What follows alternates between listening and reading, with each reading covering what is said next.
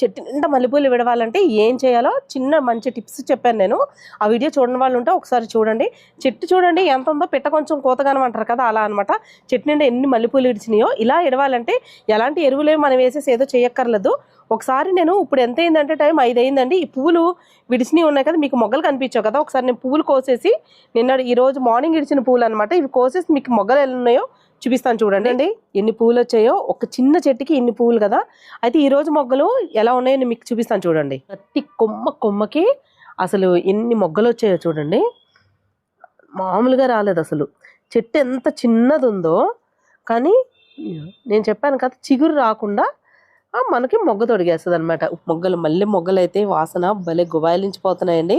చూడండి ఇంత చిన్న చెట్టుకి ఇన్ని మొగ్గలు వచ్చాయో కదా.